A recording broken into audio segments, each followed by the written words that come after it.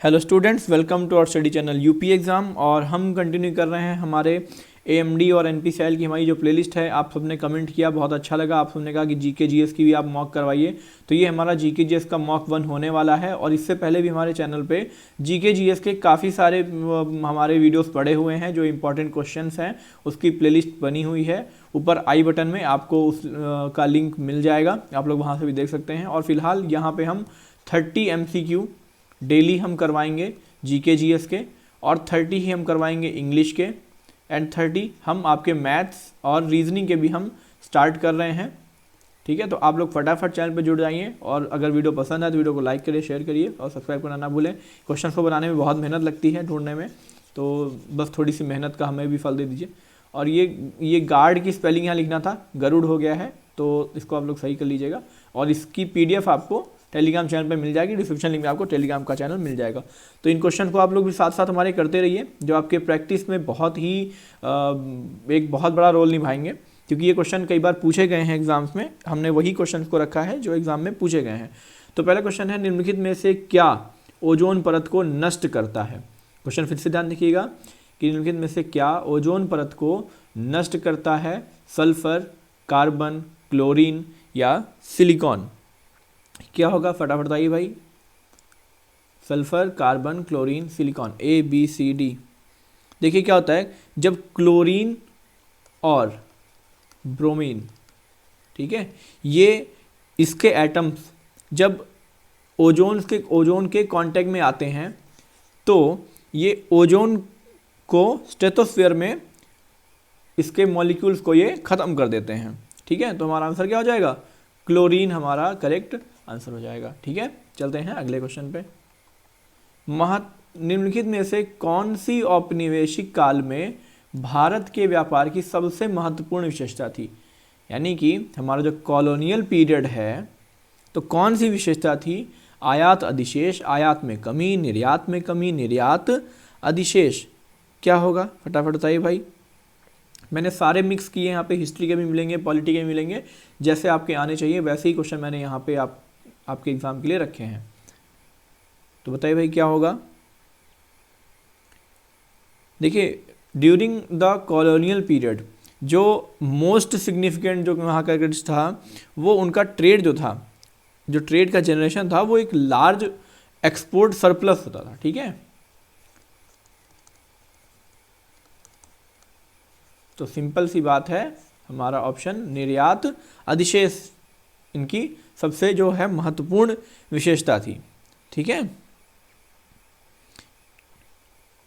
चलते हैं अगले क्वेश्चन पे कि वर्ष 1799 में महाराजा सवाई सिंह प्रताप ने किस भारतीय स्मारक का निर्माण किया था? हवा महल, लेह पैलेस, मट्टनचेरी पैलेस या मैसूर पैलेस? ऑप्शन बताइए भाई फटाफट, ABCD। फटाफट आप लोग कमेंट बॉक्स में बताते जाइए इसको, ताकि हमें भी पता चले भाई कितने लोग का सही हो रहा है। और सभी लोग अपना एक स्कोर जरूर क्वेश्चन डाल के जाएं लास्ट में, कि मेरे आउट ऑफ 30 में 25 या 22 है, सब लोग बताएं। इससे हमें पता चलेगा हाँ कितने आपके सही हो रहे हैं, और हमें मोटिवेशन मिलता है।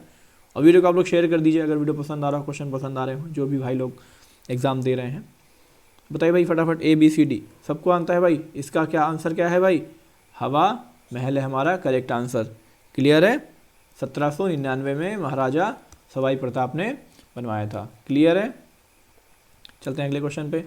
दिल्ली में लाल किला और जामा मस्जिद, क्वेश्चन ध्यान से देखिएगा, दिल्ली में लाल किला और जामा मस्जिद किसके शासनकाल के दौरान वास्तुकला की उपलब्धियों के रूप में स्पष्ट करता है?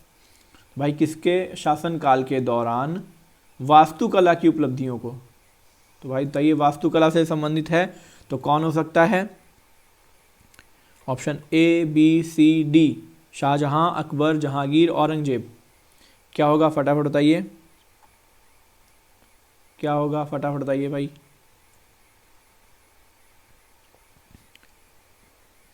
हमारा ऑप्शन शाहजहां, क्योंकि शाहजहां ने वास्तुकला के लिए काफ़ी कुछ कार्य किया था, और इसी के टाइम शुरुआत मानी जाती है वास्तुकला की। ठीक है, काफ़ी कला प्रेमी था शाहजहां, तो हमारा शाहजहां होगा। चलते हैं अगले क्वेश्चन पे कि एशिया की सबसे लंबी नदी का नाम बताइए। भाई सबको पता होगा, क्वेश्चन नंबर 5 बता दिए फटाफट। एशिया की सबसे लंबी नदी का नाम बताएं। क्वेश्चन नंबर 5, येंसी, अमेजन, नील, यांगजी। मैंने आपको ये एक बार और बताया है,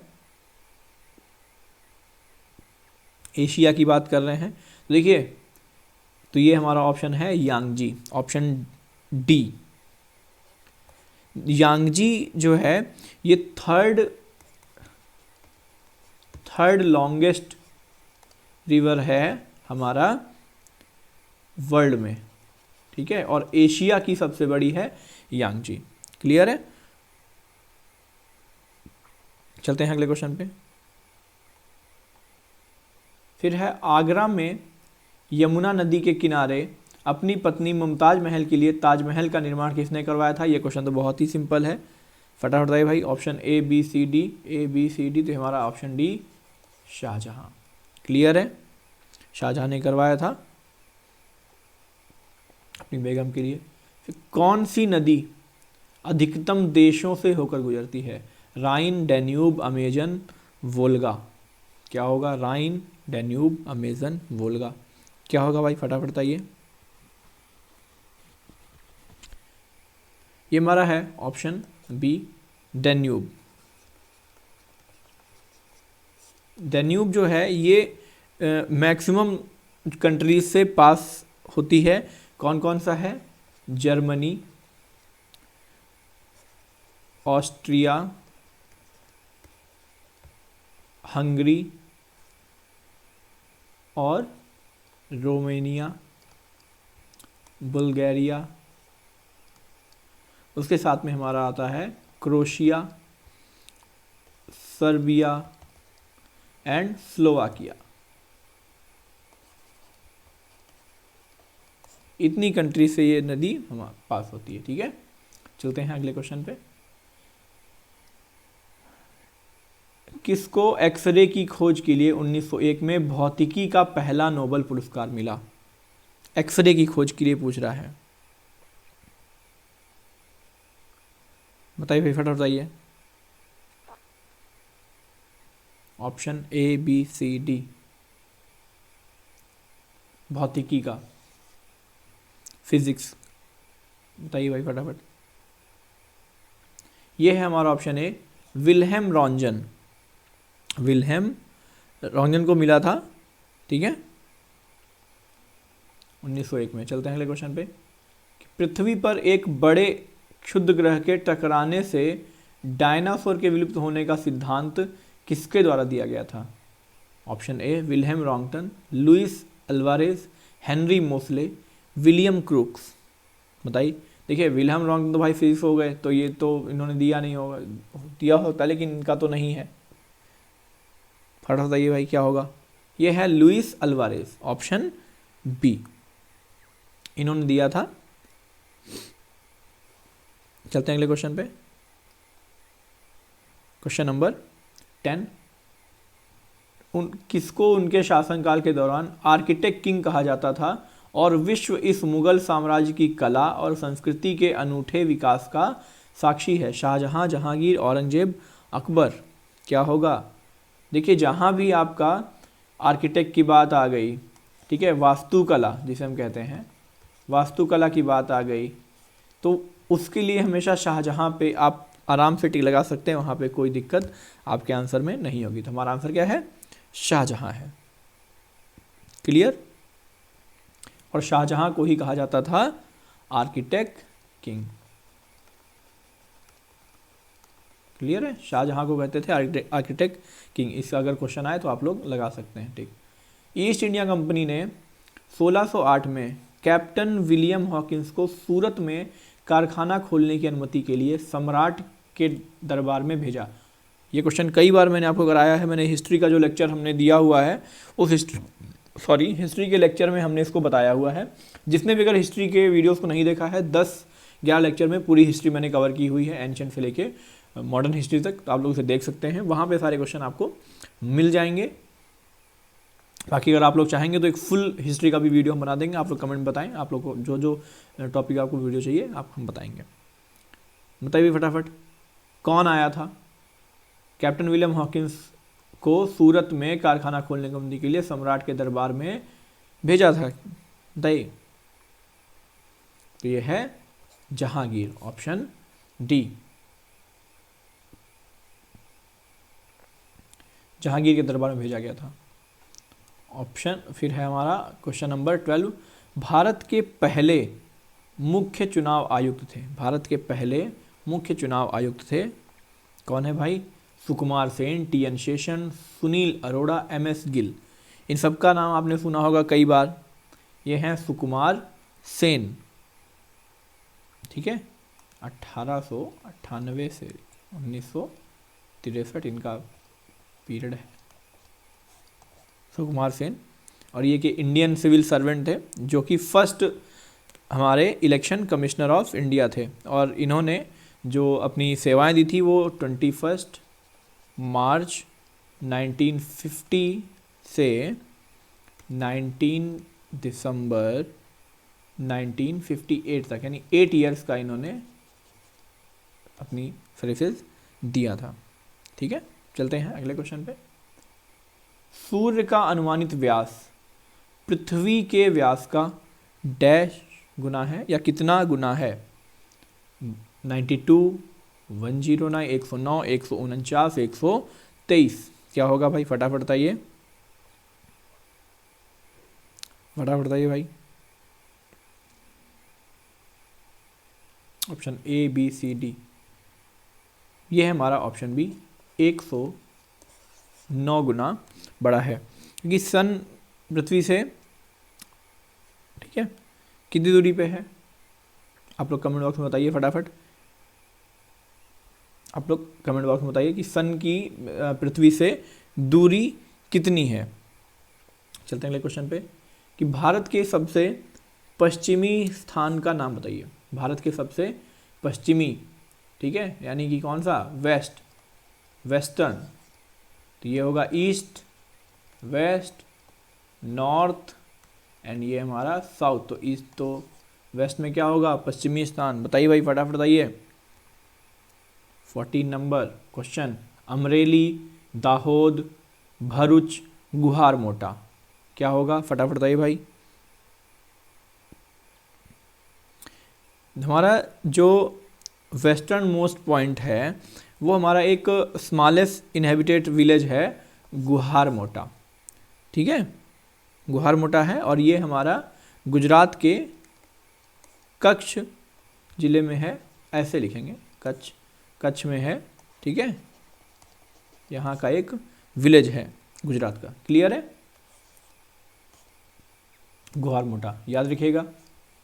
चलते हैं अगले क्वेश्चन पे कि भारत के सबसे छोटे जिले का नाम बताइए। हाइलाकांदी, गुंटूर, अलीराजपुर, माहे। बहुत आसान क्वेश्चन है, बहुत आसान क्वेश्चन है, बताइए। हाइलाकांदी, गुंटूर, अलीराजपुर, माहे। देखिए ये है हमारा ऑप्शन डी, माहे। माहे of Pondicherry is the smallest district of India, ठीक है।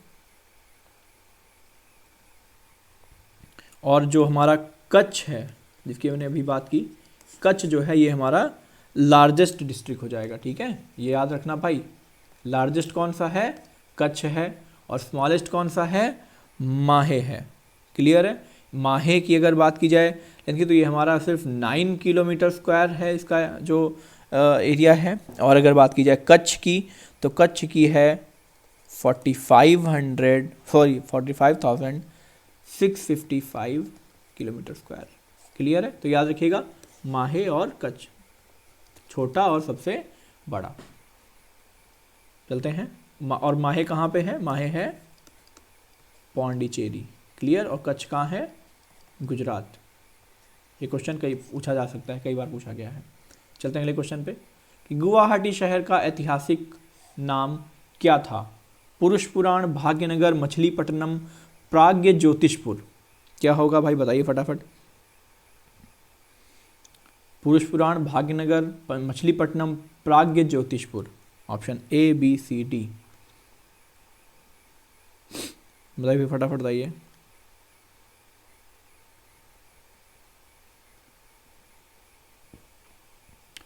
Guwahati. Option A B C D, चलिए बताते हैं। ये है हमारा ऑप्शन डी, प्राग्ञ ज्योतिषपुर। इसे कहते थे the light of the east, the light of the east.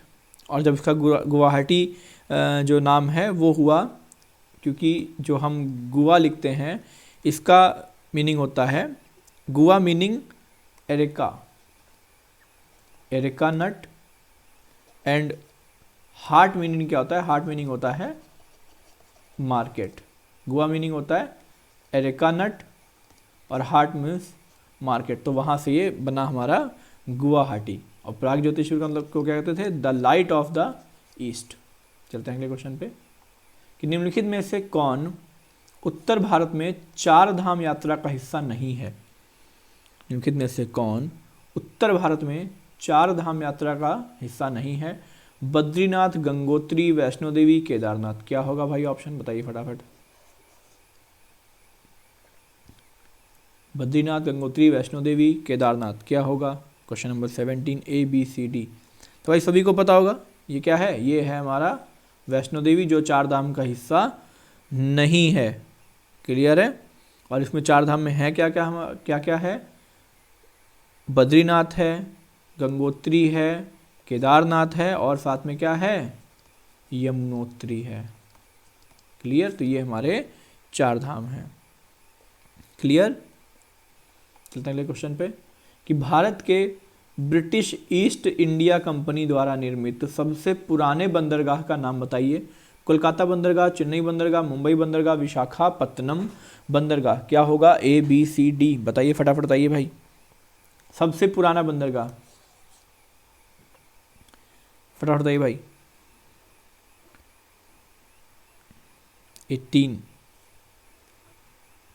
तो ये हो जाएगा हमारा ऑप्शन ए, कोलकाता बंदरगाह।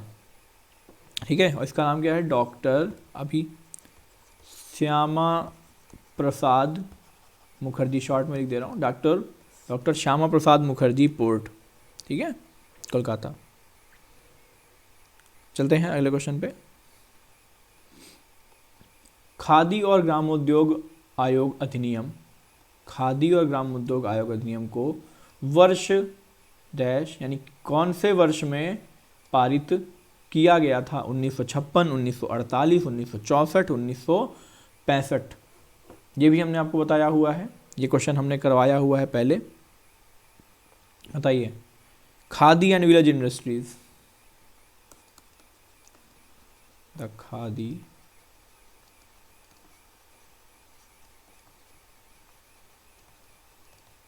And village industries commission. याद आया कुछ? जिन्होंने पुरानी वीडियो देखा होगा उनको याद आ जाएगा। KVIC, ये स्टैट्यूटरी बॉडी जो है ये बनी थी अप्रैल 1957। क्लियर है।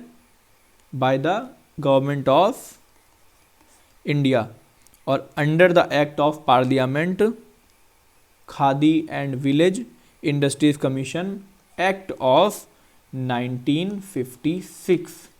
यानी कि एक्ट जो था ये था 1956। इस अधिनियम के तहत इसको पारित किया गया था और इसका जो गठन हुआ था 1957 में, 1 साल के बाद हुआ था। क्लियर है। तो भाई याद रहेगा, अधिनियम 1956 और गठन 1957, 1957। ओके। चलते हैं अगले क्वेश्चन पे। 1928 में अंग्रेजों के खिलाफ गुजरात के बारदोली के स्थानीय किसानों के आंदोलन का नेतृत्व किसने किया था। Vallabhbhai Patel, Lal Bahadur Shastri, Lokmanya Tilak, Jawaharlal Nehru. Option A B C D, ये सबको पता होगा, सबको पता होगा। बहुत अच्छा, बहुत सिंपल क्वेश्चन है। ये है हमारा ऑप्शन ए, वल्लभ भाई पटेल। 1928 में सरदार वल्लभ भाई पटेल वहाँ पे गए थे। ठीक है। जो यहाँ पे जो टैक्सेस का इशू था वहाँ पे, ठीक है, टैक्सेस का इशू था किसानों का। चलते हैं अगले क्वेश्चन पे कि गांधी इरविन समझौते में निम्नलिखित में से कौन सी एक शर्त नहीं रखी गई थी। अब गांधी ऋण समझौता आ गया भाई, तो फटाफट कमेंट बॉक्स में बताइए कि गांधी ऋण समझौता कब हुआ था। ये एक क्वेश्चन है, कमेंट बॉक्स में बताइए कि गांधी ऋण समझौता कब हुआ था, फटाफट ये भी बताइए और इसका आंसर भी बताइए। गांधी ऋण समझौते में निम्नलिखित में से कौन सी एक शर्त नहीं रखी गई थी। अब देखते हैं, पढ़ते हैं भाई क्या क्या है। भारतीय राष्ट्रीय कांग्रेस द्वारा सविनय अवज्ञा आंदोलन को वापस लेना, शर्त नहीं रखी गई थी, इसका ध्यान रखना, ठीक है। भारतीय राष्ट्रीय कांग्रेस द्वारा सविनय अवज्ञा आंदोलन को वापस लेना थी। नमक कर को हटाना, कानूनी रूप से उत्पादन करने, व्यापार करने और बेचने की अनुमति, ये भी थी। खाद्य उत्पादन से कर वापस लेने की शर्त, ये नहीं थी। और भारतीय राष्ट्रीय कांग्रेस की गोलमेज सम्मेलन में भाग लेने की शर्त, ये भी थी। तो हमारा ऑप्शन क्या हो जाएगा, option C is the correct answer. Gandhi ऋण समझौता भाई हुआ था 1931 में, ठीक है, याद रखिएगा, पूछा गया है, कई बार पूछा गया एग्जाम में। अगले क्वेश्चन में चलते हैं कि भारत के संविधान का अनुच्छेद कौन सा अनुच्छेद चुनाव आयोग को संसद और राज्य विधानसभाओं के चुनाव की निगरानी करने की शक्ति देता है। संसद और राज्य विधानसभा के चुनाव की निगरानी करने की शक्ति देता है, यानी कौन सा अनुच्छेद है जिसके तहत इसको बताया गया है, बताइए भाई, बताइए फटाफट। 22 ABCD, तो ये है हमारा article 324। Article 324 of the Constitution provides that the power of superintendence, direction and control of election to Parliament and state legislature, the office of the President of India and the voice of Vice President of India, ठीक है, clear है। Article 324। चलते हैं अगले question पे। राज तरंगिणी पुस्तक के लेखक कौन है। बाणभट्ट, कल्हण, कालिदास, सोमदेव। बहुत बार क्वेश्चन पूछा गया है और बहुत आसान सा क्वेश्चन है। राज तरंगिणी, बताइए भाई, ऑप्शन ABCD। कल्हण, यह है ऑप्शन हमारा क्या है, कल्हण। कब लिखी गई थी ये, 12th सेंचुरी में, 12वीं शताब्दी में, ठीक है, क्लियर है। चलते हैं अगले क्वेश्चन पे। भारतीय संविधान के किस भाग में केंद्र राज्य संबंधों का उल्लेख किया गया है। बहुत अच्छा क्वेश्चन है, कई बार पूछा गया है। भारतीय संविधान के किस भाग में केंद्र राज्य संबंधों का उल्लेख किया गया है। भाग 4 अनुच्छेद 227 से 234, भाग 6 अनुच्छेद 245 से 255, भाग 10 अनुच्छेद 234 से 240, भाग 12 अनुच्छेद 265 से 277। क्या होगा भाई, फटाफट बताइए क्या होगा। आर्टिकल 245 से 255 भाग 11 हमारा करेक्ट आंसर है, जो कि हमारा केंद्र राज्य संबंधों का उल्लेख करता है। क्लियर है। चलते हैं अगले क्वेश्चन पर। भारत के किसी राज्य उच्च न्यायालय की पहली महिला मुख्य न्यायाधीश कौन थी। भारत में किसी राज्य उच्च न्यायालय की पहली महिला मुख्य न्यायाधीश कौन थी। सैयद ताहिरा, लीला सेठ, रूमा पाल, फातिमा बीबी। आप सब ने इनका नाम सुना होगा और नहीं सुना होगा तो हम बता देते हैं, बताइए फटाफट ऑप्शन में। तो ये हैं ऑप्शन बी, लीला सेठ, ठीक है, लीला सेठ। ये फर्स्ट वुमेन जज थी, कहाँ पे, दिल्ली हाई कोर्ट। अगर पूछा जाए कहाँ पे थी तो भैया ये थी दिल्ली हाई कोर्ट थी। क्लियर है। कब इन्होंने ज्वाइन किया था, 1991 में। चलते हैं अगले क्वेश्चन पे कि सर्वोच्च न्यायालय के न्यायाधीशों को भारत के संविधान के अनुच्छेद के तहत राष्ट्रपति द्वारा नियुक्ति दी जाती है। यानी किस अनुच्छेद के तहत सर्वोच्च न्यायालय के न्यायाधीशों को नियुक्त किया जाता है। कहने का मतलब क्वेश्चन का ये है, बताइए। 217, 124 का 2, 224 का 1 या आर्टिकल 21। तो भाई 21 तो हो ही नहीं सकता है क्योंकि आपका फंडामेंटल राइट है, तो यहाँ से तो कोई मतलब ही नहीं है, ये तो आपका पहले ही ख़त्म हो गया। अब देखते हैं बाकी, बताइए क्या होगा। ये है हमारा ऑप्शन बी 124 का 2। ठीक है, ये हमारा इनकी जो नियुक्ति होती है वो इसी आर्टिकल के तहत होती है। चलते हैं अगले क्वेश्चन पे कि स्वदेश दर्शन योजना का उद्देश्य पूरे भारत में अंतर्राष्ट्रीय और घरेलू पर्यटन को बढ़ावा देना है। निम्नलिखित में से कौन पर्यटन मंत्रालय की योजना के अंतर्गत 13 विषयगत सर्किट में से एक नहीं है? क्वेश्चन के बाद फिर से आप लोग ध्यान से देख लीजिए कि स्वदेश योजना दर्शन योजना का उद्देश्य पूरे भारत में अंतर्राष्ट्रीय और घरेलू पर्यटन को बढ़ावा देना है। निम्नलिखित में से कौन पर्यटन मंत्रालय की योजना के अंतर्गत 13 विषयगत सर्किट में से एक नहीं है? Tribal circuit, Ramayana circuit, desert circuit, Mahabharata circuit. क्या होगा? फटाफट बताइए भाई। Question number 27।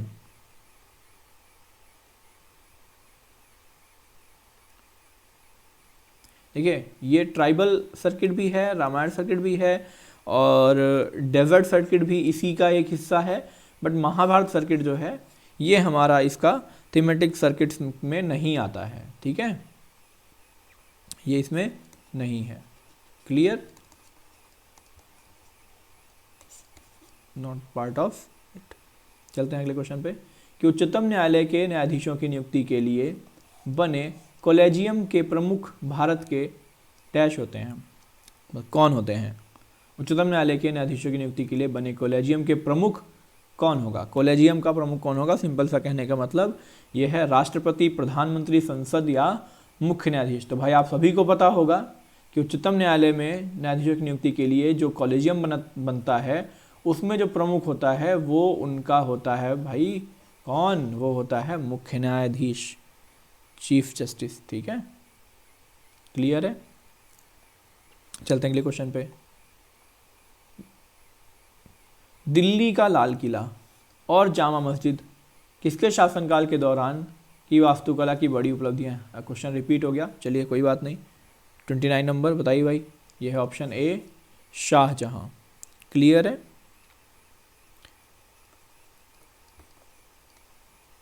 Shahjahan, option A. Humayun का उत्तराधिकारी निर्वासन में पैदा हुआ था और जब वह केवल 13 वर्ष का था तभी उसके पिता की मृत्यु हो गई थी। बहुत सिंपल सा आंसर है, बताइए भाई क्या होगा? Option A, B, C, D. तो ये है अकबर। सभी को पता है कि भाई 13 वर्ष का था जब वो, तब उसे राजाभिषेक हुआ था उसका, है ना? तो यही है भाई कौन? अकबर। तो ये वीडियो कैसा लगा? वीडियो अगर आपको अच्छा लगा हो तो वीडियो को लाइक करें, शेयर करें और सब्सक्राइब करना ना भूलें और टेलीग्राम चैनल से ज़रूर जुड़ जाइए। और क्योंकि हम फुल मॉक लेंथ भी आप लाने वाले हैं, बाकी आप लोग कमेंट बॉक्स में बताएं कि आपको और किस टॉपिक पे वीडियो चाहिए। बाकी ये तो हम आपको डेली का डेली प्रोवाइड करते ही रहेंगे। ठीक है, तब तक के लिए मिलते हैं। Thank you, take care, bye bye.